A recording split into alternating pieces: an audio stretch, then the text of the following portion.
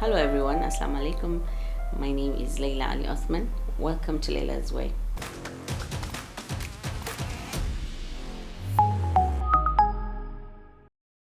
Today we would be talking about something so important, something that has destroyed our generation, our young generation, and it's continuing to destroy the young people because at this point it is the young, the old, women, men, anybody that is willing to consume it.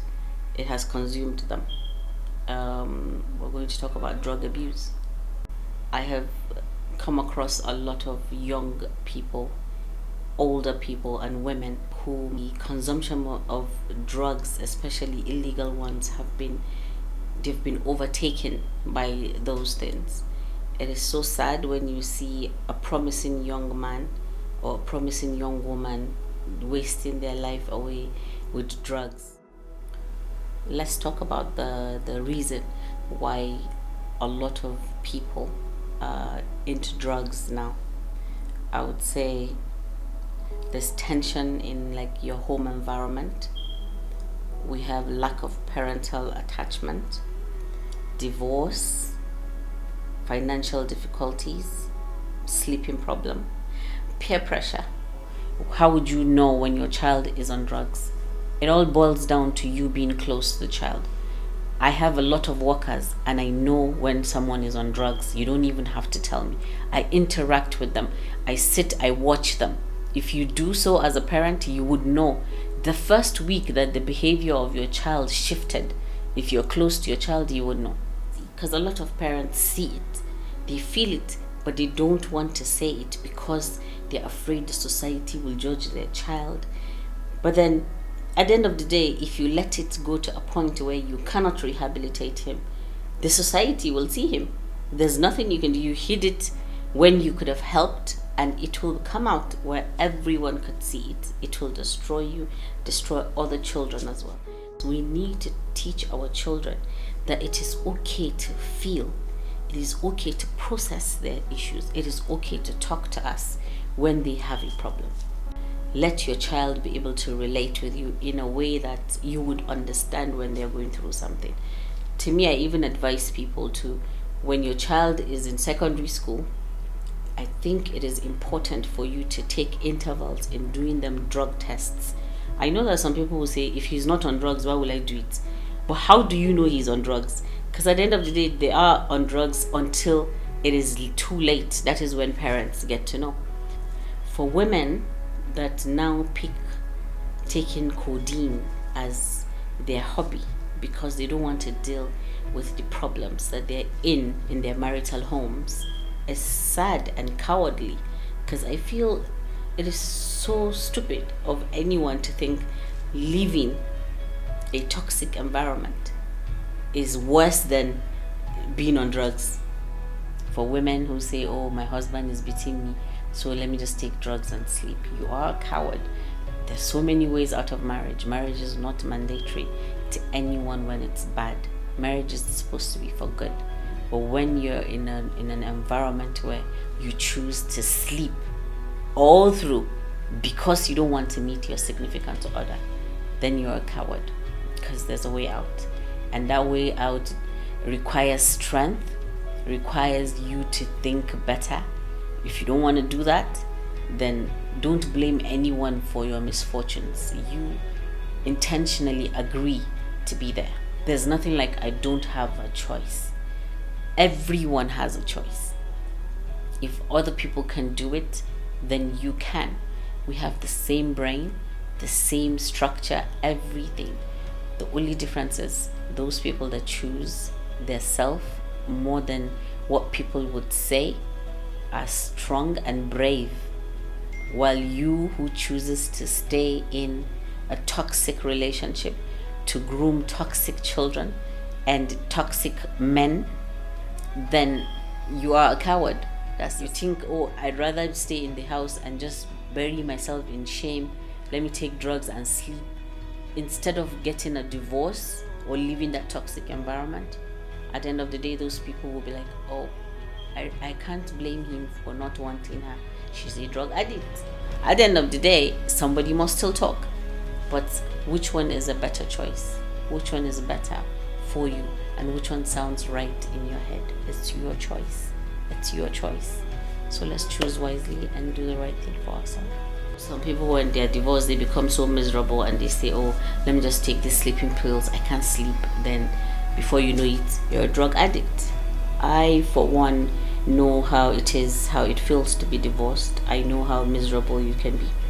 But there's no time in my life that I felt, oh, drugs is my go-to friend, because I know that it's just going to destroy me. So why not use that grief to build yourself, build your career, and build the people around you? For men that feel the need to constantly be strong, oh, I'm looking for money, up and down, I can't get money, I can't do this for myself, financial stability, all these things, so let me take drugs.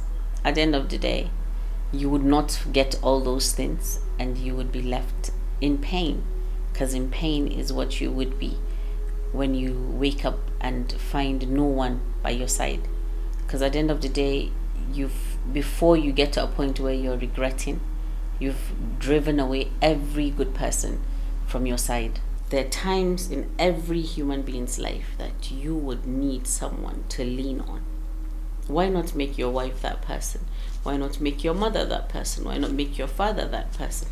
Male parents must be there for their children, because you leave the responsibility of raising a child to the mother while you go around chasing other things. Yes, we agree that male parents are running around to make money, but that is not what the child needs. That's not just what the child needs. Yes, money is vital, but you being present as the male figure would allow your child be afraid to do some things, because they know, oh, daddy is watching us, daddy knows, mommy knows, and daddy and mommy are on the same channel. Then the idea of spoiling children with money as they're growing, it's not luxury. I keep telling people, a child has no business with money. Provide them with every necessity that they need, but not money. Because money it attracts other people who are willing to spend these things and make them use it in a bad way. We must be able to allow ourselves see the strength that is built within us.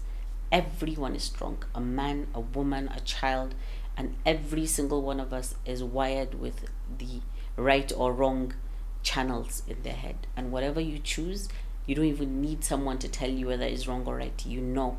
I hear this a lot in the Hausa community. They say, Allah ne kaddara mishi. And I tell you, ba Allah ba ne kaddara mishi. Shi ya dora makan shi. Because when God brought us to this world, they gave us a choice. The right or the wrong choice. When you choose drugs, you're on the wrong side. And you, not just society, you yourself know that you're on the wrong side. If everybody wakes up in the morning and goes to work and you can't, not because you're disabled, but because you chose to carry your hand and pick pills or take drugs or take codeine just so that you don't go out, just so that you don't face life, then that makes you a coward. Anybody that takes drugs is a coward. So is it worth it? Is it worth just being alone in the end? Is it worth wanting every single thing and not being able to get it? Because you won't get it when you're high. No one will hire you. No one will respect you. You would be left with no dignity. You'll be left, at the end of the day, you become a thief. Because that is what a lot of drug addicts become. So yes, parents are the number one solution to drug abuse. For those children who are on the streets, they lack any parental guide. Those ones, I would say, we must come together as a community, just like before, where when you see somebody going astray, you come, caution him, and find a way to help. Please listen when people talk. A lot of times when people talk, we just listen and nod and say, we'll do something about it. But this is very important. Our generation is deteriorating to a point where a child has no ambition, to a point where they don't want to do anything, to a point where the child that you have so much expectation from is going to waste away on your couch all their lives, because we choose not to see the problems right now. We want to rectify it when it's already too late. A tree only bends when it's still young, but the moment it becomes very big, you only break it, you can't bend it. So parents, husbands, wives, you can do better. You can do better with this generation that we're facing, because it's not a good look on all of us, and we know it. And this particular thing that we say, oh, we don't want to take our children to rehab because people will talk. Yeah, let them talk now. At the end of the day, it's not a lie that your child is on drugs. And a rehabilitation center is a place where your child gets help. So what if somebody thinks your child is delusional? To be honest, they would be delusional if you don't help them. And what somebody say do to whatever situation you're in? We have to. I keep telling people, we have to bring this out and say, what someone says about my situation is not my business, is what they think, not what I am. Drugs are the enemies of ambition and hope. And when we fight against drug abuse, we are fighting for the future. I tell young people, drugs are a waste of time. They destroy your memory and your self-respect and everything that goes along with your self-esteem. Life can take you higher than drugs. Drugs are a destroyer of family and a harm to the society.